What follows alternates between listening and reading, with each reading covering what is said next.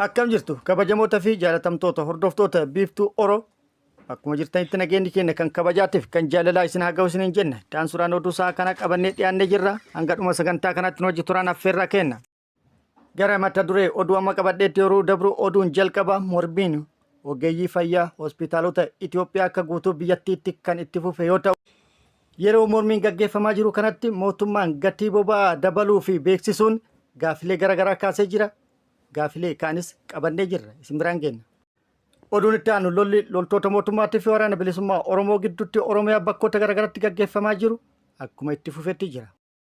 Lola bakkoota garaagaraatti deemaa jiru kanarratti waraanni bilisummaa Oromoo haleellaa loltoota mootummaa irratti raawwataa jiraachuu fi akkasumas haleellaa raawwataa jiruunis injifannoo gagabbataa argadhee jira jechuudhaan ibsee jira. Dabalata oduu kanaa qabna isiniin kenna. Oduu kanaa fi oduu kanneenii fi kan biroo wajjin guutuu oduu wajjin isin wajjin kan turu ani Bariisoo Ganamooti. Guutuun oduu akka itti aanu kanatti isiniif dhiyaata. Bulchiinsi magaalaa Finfinnee konkolaachistoota taaksii magaalaa gargaartuu malee konkolaachisan irratti tarkaanfii akka fudhatu beeksisee jira.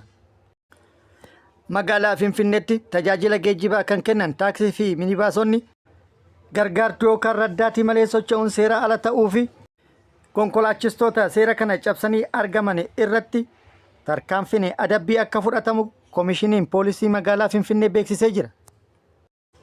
Akka maamiltoonni komii kaasan jedhanitti konkolaachisuun xiyyeeffannaa guutuu barbaada. Kuni ta'ee osoo jiru tattaaffiin konkolaachistoonni hojii gargaartuu dabalataan hojjetuuf taasisan sodaa guddaa kan uume akkasumas kan uumu waan ta'eef sirreeffamuu qaba jechuudhaan yaada kennanii jiru. Jedhee jira koomishiniin poolisii magaalaa Finfinnee. Qorataa ajjecha fi balaa kan ta'an Inspektar Tamasgen Dassaaleny konkolaachistoonni tajaajila geejjibaa magaalaa kennan gargaartuu malee konkolaachisuun seeran ala yookaan seeran dhoggamaadha jedhee jira. Akkasumas itti dabaluun gochoonni akkana balaa daandii irratti mudatuuf gumaacha guddaa qabu kan jedhan Inspektar Tamasgen konkolaachistoonni hojii konkolaachisummaa isaanii irratti guutumaan guutuutti xiyyeeffatu rakkoon to'annoo daandiirraa waan isaan mudatuuf salphamatti balaaf saaxilamu jedhee jira. Walumaa galatti konkolaachistoonni seera kana cabsanii argaman kan adabaman akka ta'e beeksisee jira. Oduun itti aanu lammiilee gara biyya alaa imalaniif tajaajilli liqii mijeessamuun himamee jira. Qajeelfamni isaas har'a balali'aa boru kaffalaa jedha. Haaluma kanaan eejensiin Fly Addis jedhamu lammiilee gara biyyoota adda addaatti imalan tajaajila liqii imalaa fi tajaajila gorsaa kennuuf qajeelfama har'a balali'aa boru kaffalaa jedhuun baankii Daashin waliin waliigaltee uumuu beeksisee jira.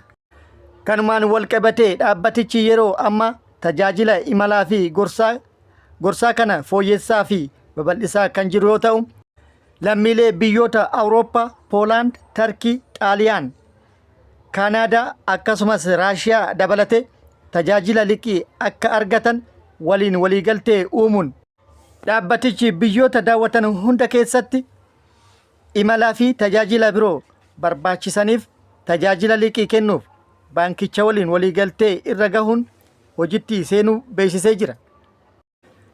Maamiltoonni tajaajila liqii kanaaf ulaagaa guutuu kan danda'an Daashin Baank Suupper App irratti hanga mallaqa sochoosanii fi wabii nama dhuunfaa irratti hundaa'uun akka ta'e ibsamee jira. Baankiin Daashin dhaabbaticha waliin ta'uudhaan tajaajila liqiin alattis tajaajiloota kan akka tikeettii, hoteela, inshuraansii, viizaa fi sanadoota imalaa biroo kan kennu yoo ta'u, tajaajilli liqii kun maamiltoota karaa baankii Daashin kaffalanii fi kaffaltii ji'a raawwataniif yoo ta'u, maamilli waan qabsiisuu fi kan biraa sanadoota dhiyeessuun imalaaf sanadoota barbaachisan isaan guuchisa. Mormiin ogeeyyii fayyaa hospitaalota Itoophiyaa akka guutuu biyyattiitti cimee itti fufee jira.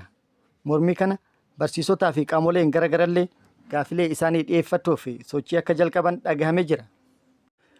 Mootummaan deebii kallattiidhaan deebisuu irra dalga goggoruun tooftaalee garaagaraa uumuudhaan gaafilee kana haguuguuf hojjetaa jira jechuudhaan komiin itti dhiyaataa jira. Haalli itti gaafilee kana haguuguuf mootummaan socho'aa jiru tokko inni walgahii waan jedhamu dahoo godhatuudhaan ilaalcha hojjettoota torchii godhuudhaan haalli itti cal'isiisuuf yookaan haguuguuf hojjetamaa jiru jira jedhamee jira. Akkasumas bakkoota garaagaraatti kallattii fi alkallattiin hojjettoota kanarratti doorsisa hanga reebichaatti tarkaanfiin irratti fudhatamaa jira jedhamee jira. Fakkeenyaaf Walaayittaatti ogeeyyii fayyaa kana poolisoonni reebuudhaan miidhaa akka irratti dhaqqabsiisanis odeeffannoon gama sanirraa baatee ibsitee jirti. Akkasumas Arsii Bahaa Aanaa Baleetti hojjettoota kana cal'isiisuuf doorsinni akka jiru dhagahamee jira. Gara biraatiin immoo gaafii mirgaa gaafatamaa jiru kana gara siyaasatti harkisuun warroonni gaafii kaasan finxaalessoota akkasumas ergamtoota Taayyee Danda'aatii fi Jawaar Muhammadii fi Taayyee Danda'aa immoo ergamtoota Shaabiyaatii fi Masriiti jechuudhaan raayyaa miidiyaa mootummaa bobbaasuudhaan duula kana fakkaatu yeroo geggeessaa jiranitti kun ammoo daran dheekkamsaa fi akkasumas dallansuu akka uumaa jiru beekamee jira. Duula raayyaa miidiyaa mootummaa Taayyee fi Jawaar Muhammad irratti gaggeesse Taayyee Danda'aa deebii kenneefii jira.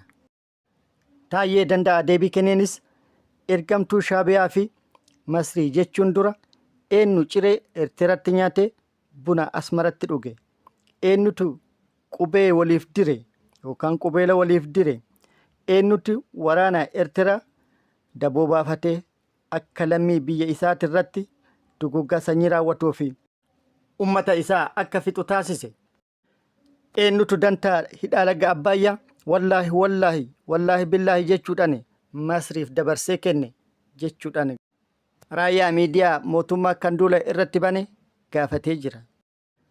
Haala kanaan Taayyee Danda'aa kun maqballeessi jechuudhaan duula irratti baname yoo qolatu mootummaan immoo faallaa kana rakkoo jiruuf furmaata kennuu dhiisee dalga deemaa akka jiru himamaa jira.